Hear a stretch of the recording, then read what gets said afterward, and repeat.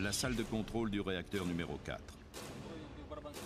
C'est ici que seront prises toutes les décisions clés au cours de la prochaine heure.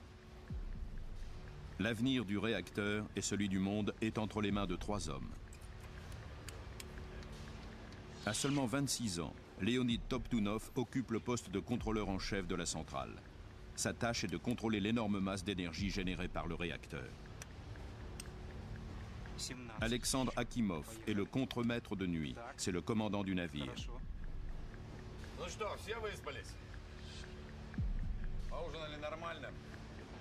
Mais cette nuit, l'un de ses supérieurs est là, l'ingénieur en chef adjoint Anatoly Dyatlov.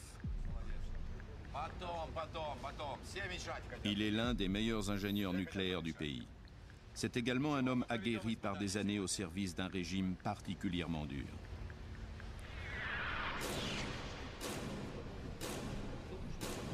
L'autre personnage central de la tragédie est le réacteur numéro 4 lui-même, qui vient tout juste d'être mis en service. L'un des fleurons de la technologie soviétique qui fait la fierté du régime communiste. Ce soir, dans la salle de contrôle, on s'apprête à effectuer un test de sécurité sur le réacteur. Мощность упала почти до 500 мегаватт. А что с Ларом? Я отключаю локальный автоматический регулятор мощности реактора.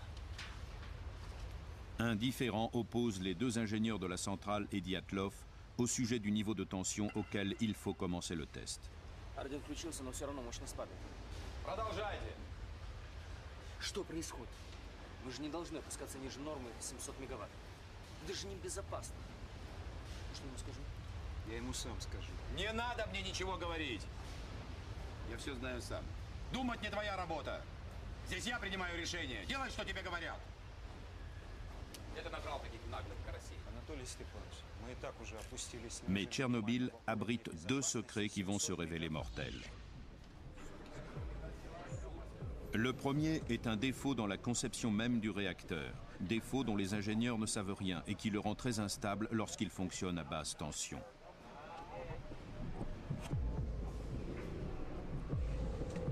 Le second concerne l'homme responsable de l'équipe. Anatoly Dyatlov a un compte personnel à régler avec cette technologie qu'il essaie de dominer.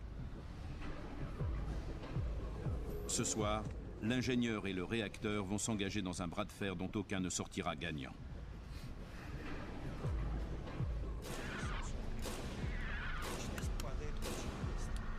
Minuit passé de 31 minutes. Le désaccord concernant le niveau de tension auquel doit commencer le test de sécurité tourne au conflit. Анатолий Степанович, мы и так уже опустились ниже уровня безопасности в 700 мегаватт. Мощность падает очень быстро. Единственное, что здесь нестабильно, так это работа твоих некомпетентных людей. C'est à la demande des autorités nucléaires du pays que ce test doit être effectué. L'Union soviétique est toujours habitée par la grande peur de l'ère de la guerre froide, celle d'une attaque éventuelle. Quelques années plus tôt, les forces israéliennes ont bombardé un réacteur nucléaire irakien construit par les Russes. Depuis, les scientifiques soviétiques demandent que des tests soient effectués sur leur réacteur. Ils veulent savoir comment ils réagiraient si leurs réserves d'énergie étaient touchées. L'ingénieur en chef adjoint Anatoly Dyatlov ignore délibérément les consignes de sécurité édictées pour ce test. Ces consignes stipulent que le courant alimentant le réacteur doit se trouver dans une fourchette de 700 à 1000 MW au moment où le test commence. Dyatlov veut descendre jusqu'à 200 MW pour protéger l'eau de refroidissement qui sert à prévenir une surchauffe du réacteur. Il pense que cela ne présente aucun risque.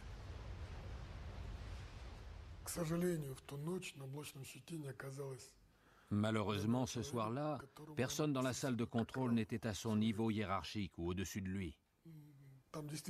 Et il n'y avait personne qui ait un caractère assez fort pour s'opposer à lui ou qui soit professionnellement assez qualifié pour que Dyatlov puisse respecter son opinion. Реакторы не ошибаются, ошибаются люди. Давайте за работу. Dyatlov n'est pas un inconscient. C'est un homme que le régime gouvernemental a formé et promu à un poste élevé.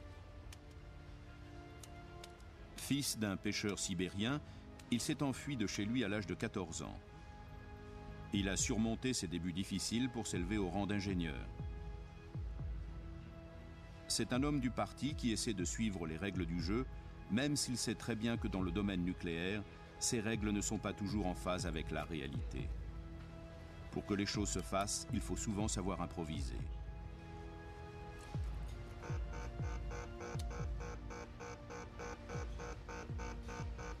La tension baisse trop rapidement dans le réacteur. Что там у тебя?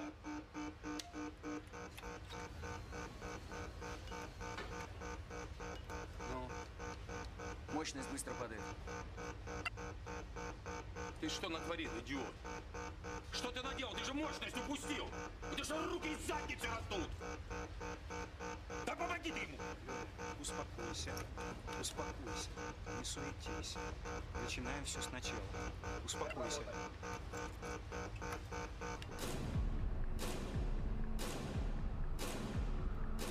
À moins de 2 km de Tchernobyl se trouve la ville dortoir de Pripyat. Tous ceux qui y vivent travaillent à la centrale nucléaire. Bien qu'ils l'ignorent, le destin de tous ces gens est en train de se jouer dans la salle de contrôle du réacteur numéro 4. Parmi eux, dormant du sommeil du juste, se trouve Nikolai Fomin, l'ingénieur en chef de la centrale. C'est lui qui a donné l'ordre que ce test soit effectué. À 2 pas de là, Natasha Yuvchenko ne dort pas. Son fils de 2 ans, Kirill, refuse de s'endormir. De sa fenêtre, elle voit les lumières de la centrale nucléaire où son mari, l'ingénieur Sacha Yuvchenko, travaille ce soir dans l'équipe de nuit. En traversant le couloir de la turbine, long d'1 kilomètre, Sacha ne pense pas au travail, mais aux vacances du 1er mai qui approchent.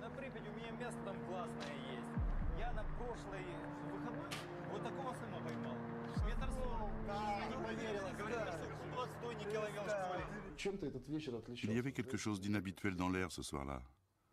Je ne sais pas pourquoi, mais je m'étais bien habillé. Le temps était très agréable, très chaud pour ce début de printemps.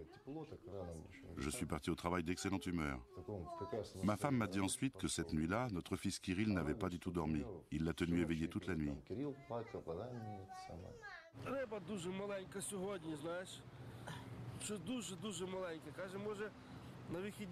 Natasha n'est pas la seule à ne pas dormir. 2 pêcheurs veillent aussi. L'un d'eux travaille dans le service de maintenance de la centrale. Il compte prendre les poissons attirés par les eaux chaudes qu'elle rejette. 1h moins 24 minutes. Un nouveau problème perturbe la concentration de l'équipe, dont les membres sont de plus en plus tendus.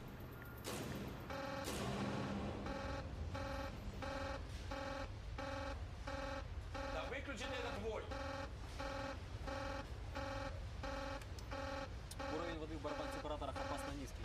Давай соберись, это твоя работа.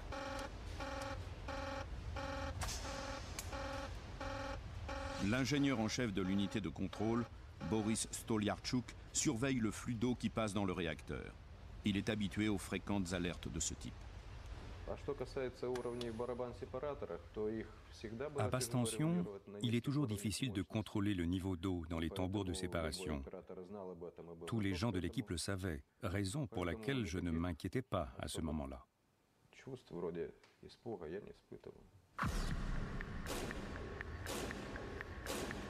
1h moins 22 minutes. Le réacteur s'est totalement arrêté. Dyatlov prend alors une décision qui sera fatale. Ты же уронил реактор! Имбецил ты долбанный! Ну давай, поднимай мощность! Выводи регулирующие стержни! Бегом!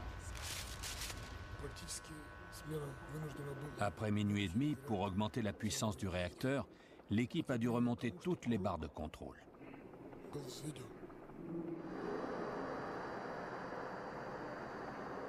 Ces barres de contrôle sont à la fois l'accélérateur et le frein du réacteur nucléaire.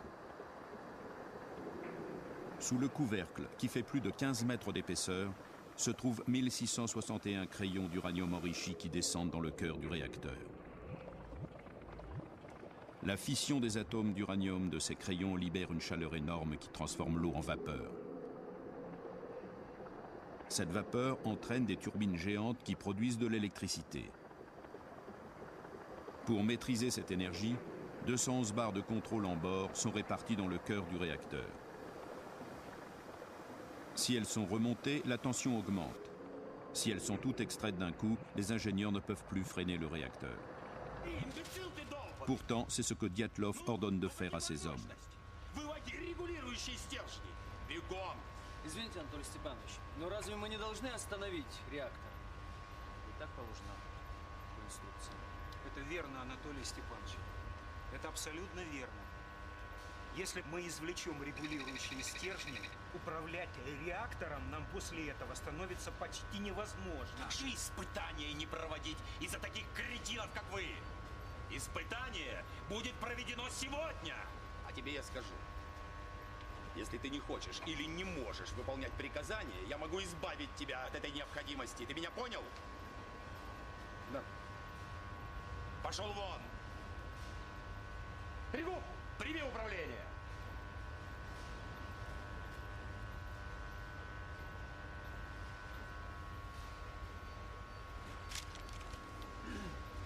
Начали.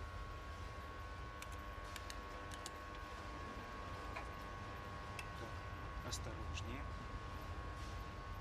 La mutinerie a échoué. Tregoub et Akimov relancent le réacteur.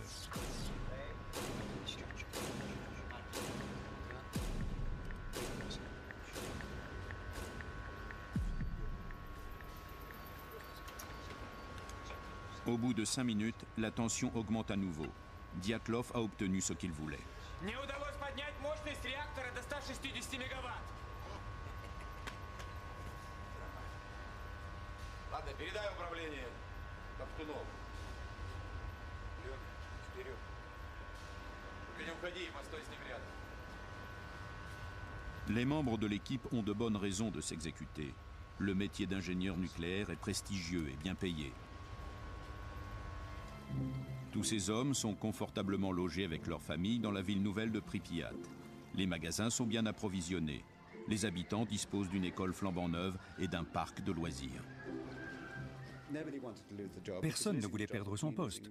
Cela aurait voulu dire perdre son appartement à Pripyat et être muté ailleurs dans quelques villes sordides de Sibérie. C'est par peur de se faire renvoyer qu'ils n'ont pas protesté plus fort quand ils ont compris que ce qu'on leur demandait pouvait être très dangereux. 1h moins 8, nouvelle alerte. Уровень воды в барабан-сепараторе опасно низкий. Разберись, там не маленький.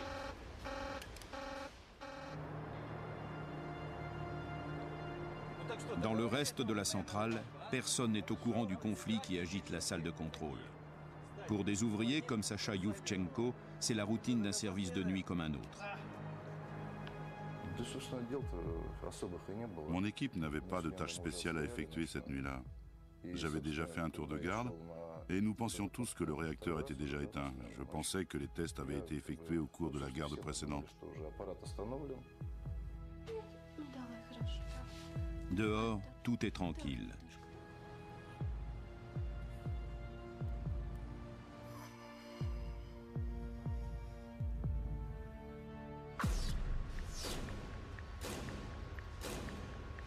Une heure, 3 minutes. Après l'échec de la tentative de mutinerie, le calme règne à nouveau dans la salle de contrôle. Les hommes ont réglé la tension au niveau désiré par Dyatlov pour effectuer le test.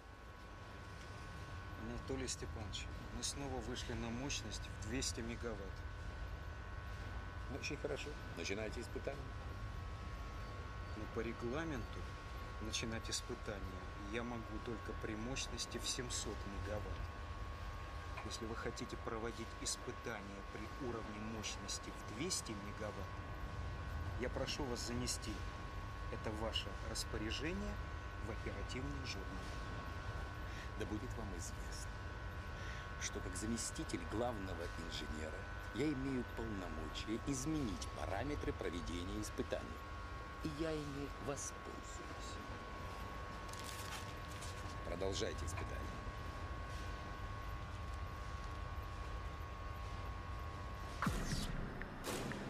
Dans la salle de pompage, le mécanicien Valéry Kodemchuk reçoit la visite d'un de ses amis, le contremaître Valéry Perevachenko. Kodemchuk ne sait pas qu'il lui reste moins de 20 minutes à vivre. А я специально пораньше из Киева вернулся. Ну что, продал машину справа? Ну, по крайней мере, с покупателем договорился. Хорошо, поздравляю. Как говорится, прощай, Москвич 2140. Здравствуйте, Жигули. Отлично. Я думаю, что, может быть, еще останется и на джинсы. Да ладно. Ну ладно, будем видеться. Пока. Давай, до встречи.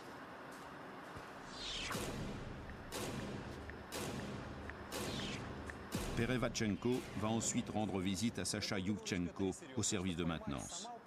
Une requête innocente les ramène à la salle de pompage près du cœur du réacteur. Мне нужно немного зеленой краски. Зачем? Мне надо обновить маркировку на упаковку. А пойдем, у меня бутовки еще что. Да? Кстати, Саня вот совершенно не разбирается в рыбалке. Кстати, так же, как и ты.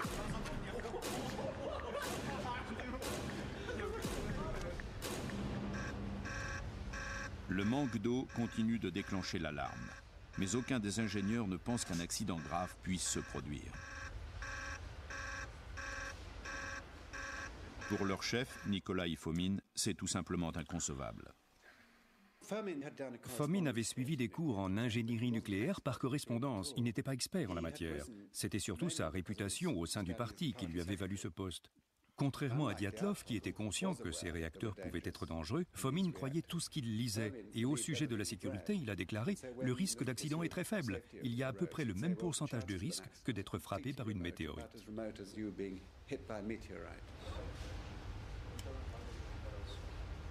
Même Alexandre Akimov, un ingénieur conscient du danger que représente la technologie nucléaire, a estimé officiellement que le risque d'accident à Tchernobyl était de 1 sur 10 millions par an. Mais Akimov et ses collègues ne connaissent pas ce réacteur aussi bien qu'ils le pensent. Ils sont les victimes de longues années de dissimulation et de négligence.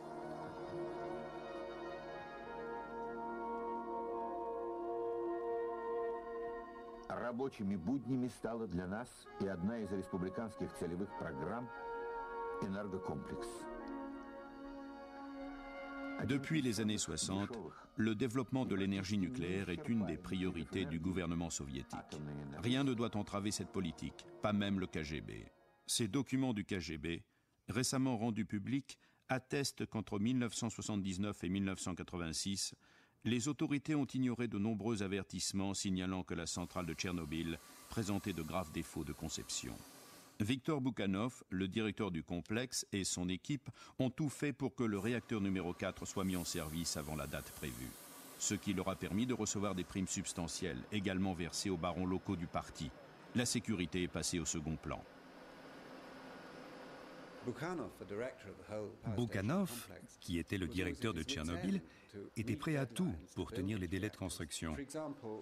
Par exemple, le toit des réacteurs aurait dû être construit avec des matériaux inifugés. Mais comme il n'en avait pas sous la main, il a fait utiliser des matériaux combustibles. Les incidents sont fréquents, mais ils sont étouffés. Le test qui a lieu cette nuit aurait dû être effectué avant la mise en service du réacteur numéro 4. Une chose terrible est en train de se produire au cœur même du réacteur, mais dans la salle de contrôle, personne n'en est encore conscient.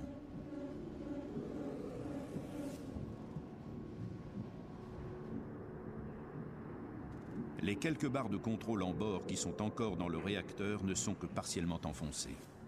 Toute l'énergie produite est en train de se concentrer en un point chaud au fond du cœur, à un endroit où les détecteurs fonctionnent de façon moins efficace. Le réacteur est maintenant une véritable bombe à retardement.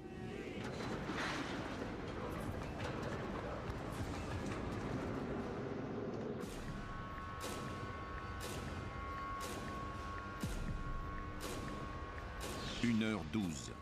La pression monte dans le réacteur numéro 4, tout comme chez l'homme qui contrôle les événements de la nuit, l'ingénieur en chef adjoint Anatoly Dyatlov.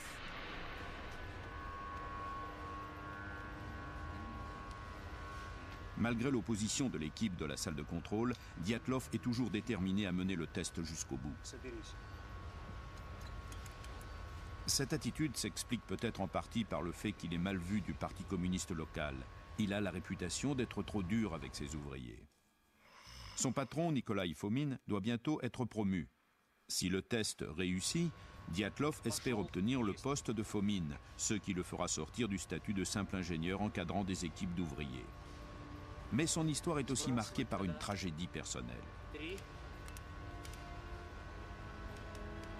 Dans les années 60, il travaillait en Sibérie. Il installait des réacteurs nucléaires sur des sous-marins. Il y a eu un accident nucléaire. L'enquête a montré que Dyatlov pouvait en être à l'origine, même s'il n'a jamais été prouvé qu'il en était directement responsable. Il a été exposé à 200 rem, l'équivalent de 3 fois la quantité de radiation que l'on reçoit au cours d'une vie. Peu après cet accident, le fils de Dyatlov est mort d'une leucémie. C'est la maladie la plus courante développée par des enfants exposés aux radiations. On dit que la tragédie l'a changé, l'a rendu plus dur, plus déterminé. Ce soir, il affronte cette puissance nucléaire qui lui a peut-être pris son enfant. 1h17. Il reste moins de 6 minutes avant le lancement du test de sécurité. Dyatlov est confiant. На 200 мегаваттах расход воды небольшой. Мы сможем повторить испытания, если что. До сих пор таких испытаний не проводили.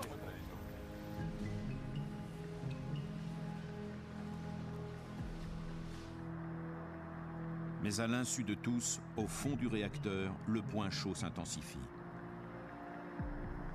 Еще 2 минуты и все. Шевелитесь, шевелитесь.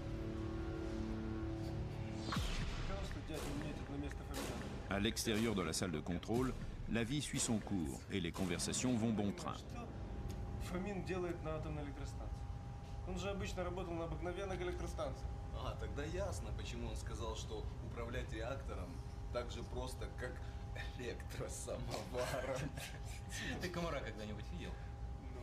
Тогда представляешь, какой тонкой струйкой он мочится. Вот такой же толщины должна быть та ниточка, по которой нужно ходить, чтобы преуспеть в партии. Ты думаешь, это у тебя получилось? Тогда, наверное, надо оставить эти разговоры. А то сибирские комары загрызут.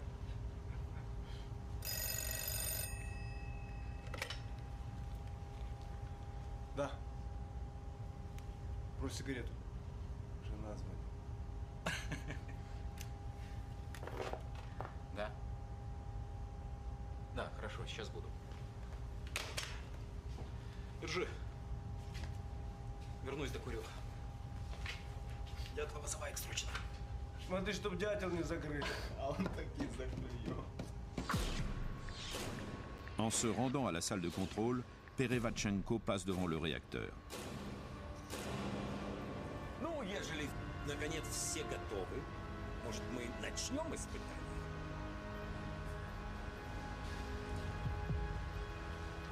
Запишите все параметры испытания турбогенератора. Мы начинаем.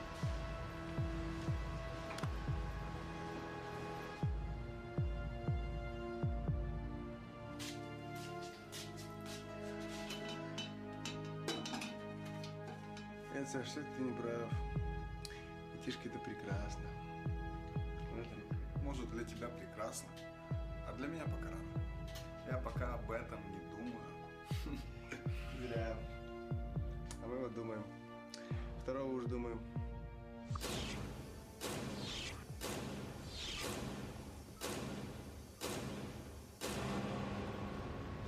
Включить 2 резервных насоса. Включить 2 резервных насоса. Резервные насосы включены. Хорошо. Ну что, Александр Федорович, начнем испытание.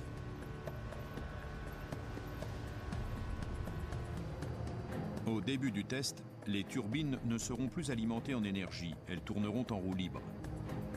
Des générateurs diesel prendront le relais, mais il faudra attendre 40 secondes avant qu'ils n'entrent en fonction. Les turbines arriveront-elles alors à faire fonctionner les pompes à eau jusqu'à ce que les générateurs diesel prennent le relais? Si l'eau venait à stagner, le réacteur pourrait la faire bouillir jusqu'à son évaporation complète. Mais pour Dyatlov, qui ne se doute toujours pas qu'un point chaud s'est déjà formé, le danger est purement théorique. On coupe l'alimentation des turbines.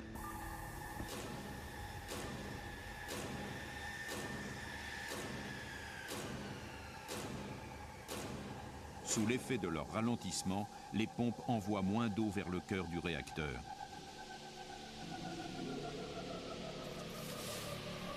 À mesure que le niveau de l'eau diminue, la vapeur augmente.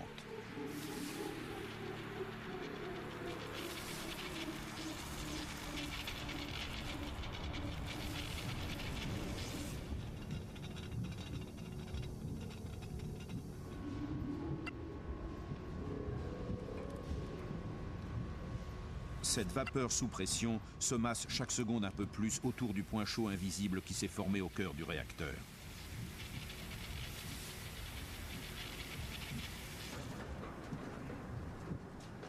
La pression augmente encore. La vapeur envahit la salle de pompage.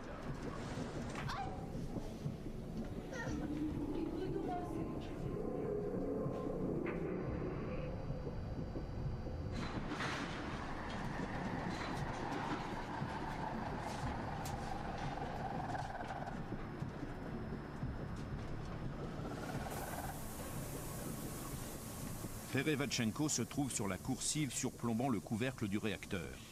Il découvre un phénomène auquel jamais personne n'a assisté avant lui. Dans le cœur du réacteur, la pression est telle qu'elle fait sortir de leur cavité les bouchons des crayons de combustible pesant chacun 350 kilos.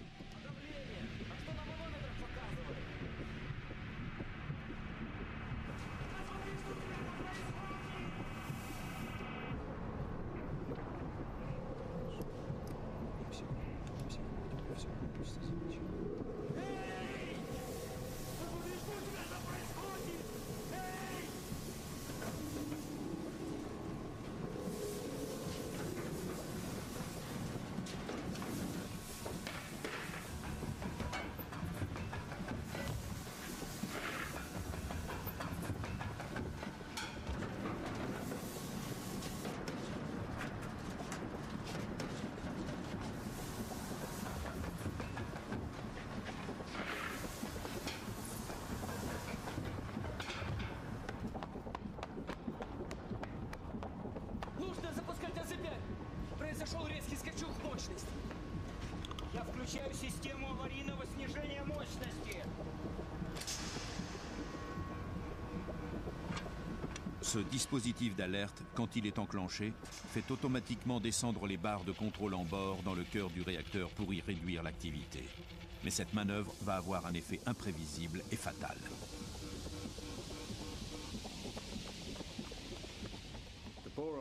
Les barres de bord avaient un bout en graphite, et durant les premières secondes où elles ont été insérées dans le réacteur, ce graphite a provoqué une brusque augmentation de la tension au lieu de la faire baisser. L'alerte à Z5, déclenchée juste avant l'explosion, n'a pas multiplié la tension par 2 ou 3, mais par plus de 100.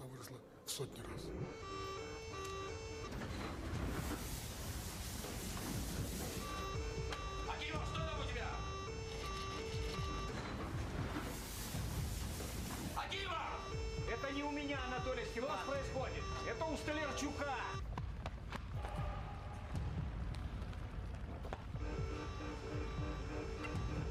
Реактивность удваивается каждую секунду. Это невозможно. Уровень мощности превысил 530 мегаватт. Наконечники срывает с крышки реактора. Ребята! Ребята! Люди! Котик дома. Котик. Интересно. А кто играется с котиком? Никита играется.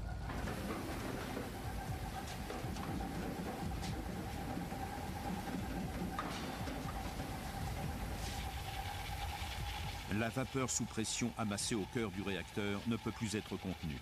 50 barres de combustible et de contrôle sont littéralement mises en pièces.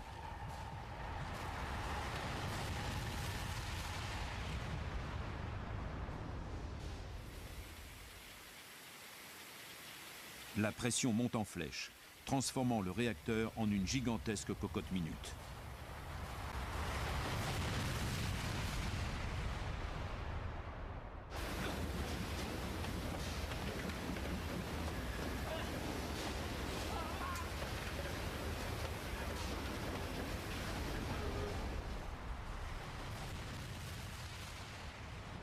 Що таке? Стріл? Вогонь такий, вогонь якийсь.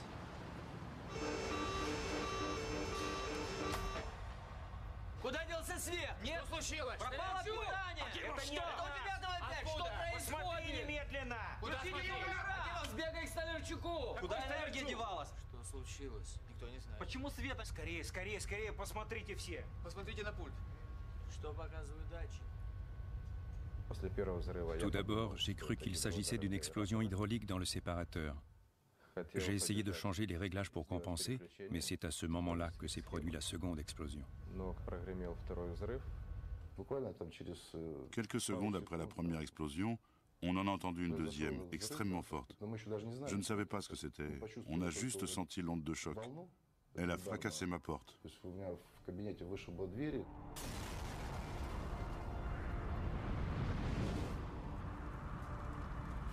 Le couvercle de protection de 500 tonnes est soufflé. L'air est maintenant aspiré vers le fond du réacteur, le transformant en un gigantesque chalumeau qui projette 50 tonnes de combustible nucléaire dans l'atmosphère. 10 fois Hiroshima. 700 tonnes de graphite radioactif sont projetées autour de l'usine.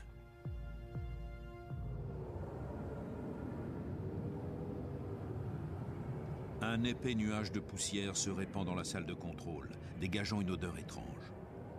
Les gaz émis par le cœur du réacteur laissent un goût métallique dans la bouche, comme l'ozone après un orage. L'odeur fétide de la mort plane dans l'usine. Cette poussière est le manteau sous lequel se cachent les radiations invisibles et meurtrières. Les opérateurs de la salle de contrôle se trouvent assez loin du cœur du réacteur pour survivre à l'explosion, mais certains le regretteront. Beaucoup auront à endurer des jours, des semaines, voire même des années d'agonie, les radiations les consumant littéralement de l'intérieur.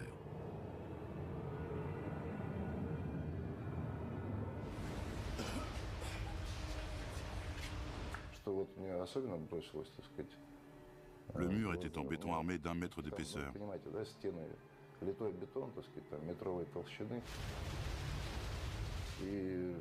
Je l'ai vu brusquement se tordre comme s'il était en caoutchouc.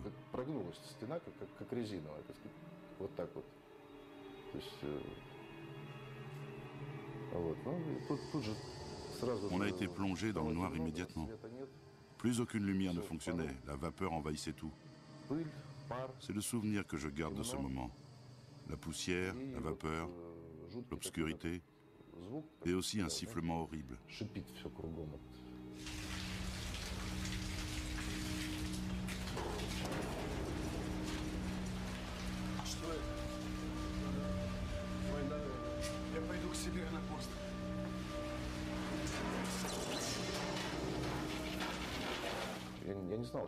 J'ai d'abord pensé que c'était un tremblement de terre ou que le pays était attaqué.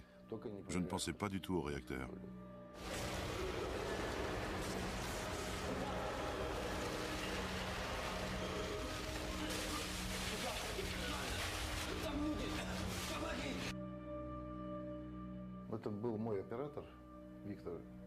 C'était mon opérateur, Viktor Dektorenko. C'est à sa voix que je l'ai reconnu. Son visage était brûlé et il était couvert de sang.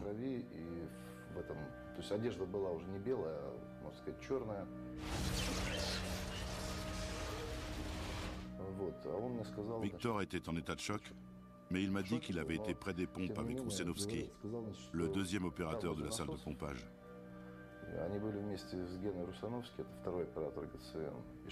Il m'a dit qu'il y était encore, qu'il fallait que j'aille l'aider. Quand je l'ai trouvé, tout son corps tremblait, comme souvent après un choc.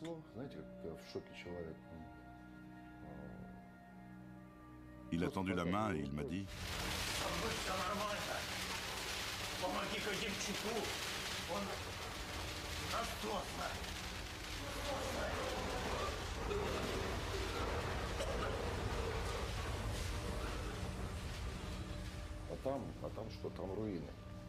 mais je n'ai trouvé qu'un tas de ruines. S'il était là, il avait dû mourir écrasé sous les piliers.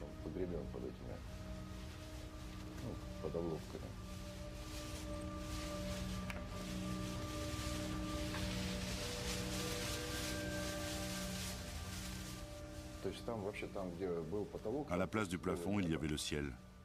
Un ciel étoilé.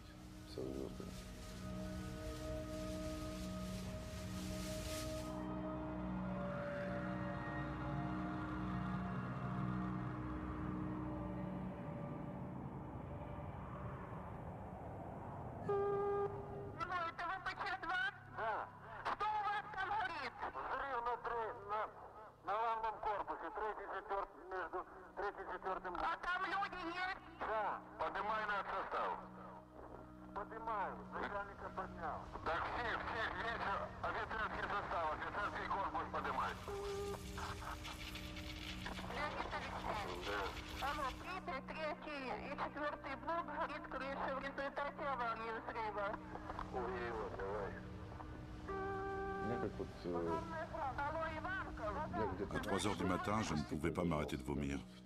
C'était les premiers signes de la maladie des radiations. À 6 heures, je n'étais plus en état de me rendre seul au poste de secours. On m'y a transporté, on m'a mis dans une ambulance et on m'a conduit à l'antenne médicale. Sacha Yuvchenko survivra. D'autres meurent. Le nuage radioactif qui s'échappe du réacteur se répand sur la Biélorussie avant de se diriger vers le cœur de l'Europe. Le cauchemar ne fait que commencer.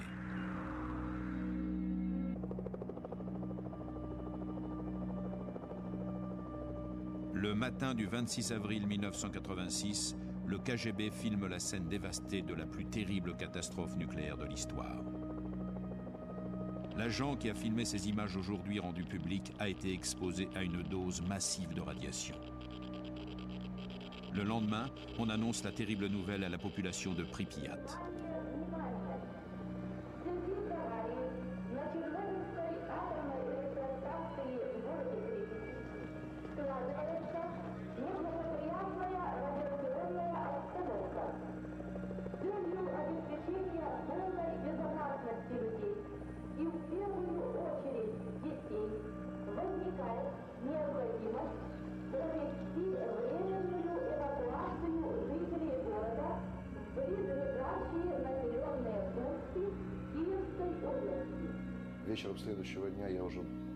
Le lendemain, j'ai été transporté en avion à Moscou. Les médecins avaient sélectionné un premier groupe de malades. Il n'y a eu que 5 survivants parmi ceux qui étaient à bord.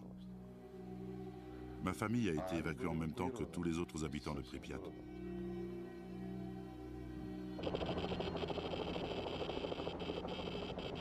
Il faudra une semaine entière pour évacuer les 135 000 habitants de Pripyat. Le taux de radiation est si élevé qu'il produit ces petits éclairs que l'on voit sur la pellicule.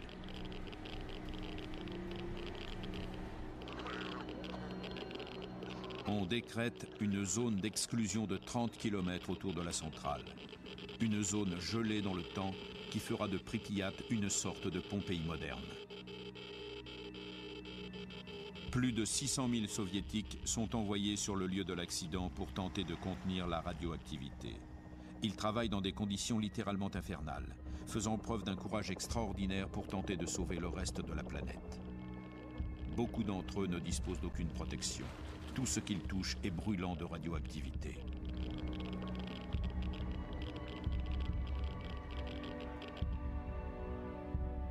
Le nuage empoisonné passe les frontières et voyage sur une grande partie de l'hémisphère nord. S'infiltrant dans la terre avec la pluie, la poussière radioactive continue de vivre sur les plantes, les animaux et les êtres humains. En Union soviétique, à l'ère de la glasnost et de la perestroïka, les effets politiques de la catastrophe sont profonds. Все вы знаете, недавно нас постигла беда. Авария на Чернобыльской атомной электростанции. D'une façon symbolique, mais aussi d'une façon très réelle, Tchernobyl marque le début de la fin de l'Union soviétique. Dans une certaine mesure, l'explosion a été provoquée par toutes les contradictions inhérentes au système soviétique. Elle symbolisait donc très bien ce qui allait se produire.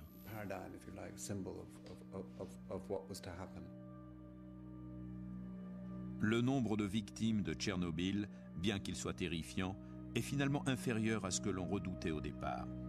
Les scientifiques prévoient que la catastrophe sera à l'origine d'environ 10 000 cancers en Russie et de 25 000 dans le reste du monde, sur une période de 70 ans. Jusqu'à présent, la seule maladie en recrudescence directement liée à la catastrophe est le cancer de la thyroïde chez les enfants.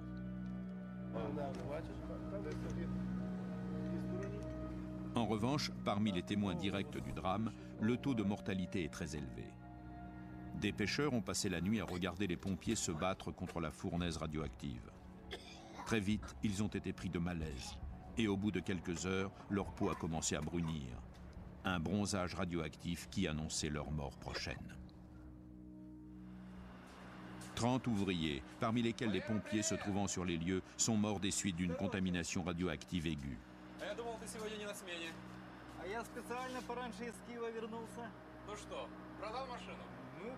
Valéry Kodemtchouk a été pulvérisé par l'explosion alors qu'il se trouvait à son poste dans la salle de pompage. Valéry Perevachenko est mort 6 semaines plus tard des suites des radiations auxquelles il a été exposé en tentant de retrouver son ami Kodemtchouk. Alexandre Akimov est mort de contamination radioactive 15 jours après l'explosion. Tant qu'il a été en état de parler, il n'a cessé de répéter « Je n'ai commis aucune erreur, je ne comprends pas ce qui s'est passé ». Leonid Toptunov est mort 3 jours après Akimov. Lui aussi a clamé son innocence jusqu'à la tombe, répétant qu'il avait fait tout ce qui était en son pouvoir pour éviter la catastrophe.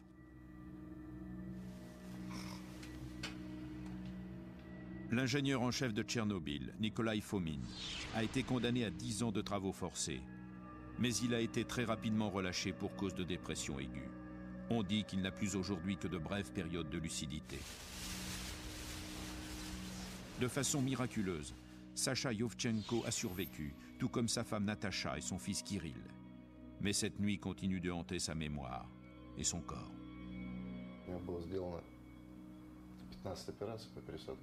J'ai eu 15 greffes de peau au cours de la première année. Les brûlures ne sont pas apparues tout de suite.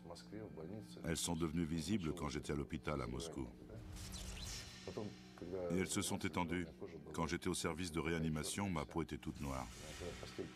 Quand ils retiraient les draps, ma peau pelait. On aurait dit de l'encre en poudre. Bien sûr, je dois encore être très prudent aujourd'hui.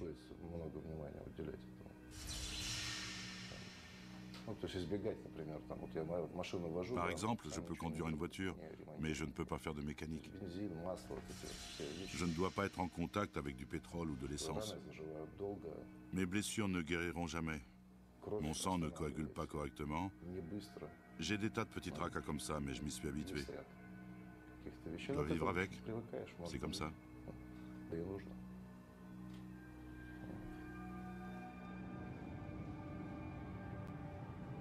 Anatoly Dyatlov a reçu 390 rem de radiation. Mais même cette quantité massive, qui représente 5 fois celle que l'on reçoit au cours d'une vie, n'a pas suffi à le tuer. Il est mort d'une crise cardiaque en 1995. Il a fait 4 ans de prison sur les 10 auxquels il avait été condamné. Dans une interview qu'il a donnée peu de temps avant sa mort, il a déclaré que dans la bataille qu'il avait opposée au réacteur, les torts étaient tous du même côté.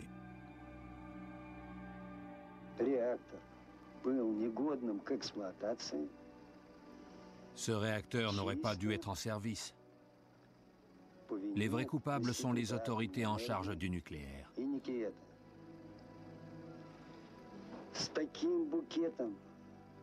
Nous n'avions pas la documentation nécessaire concernant ce réacteur. L'explosion était inévitable. Le réacteur est allé droit à sa perte.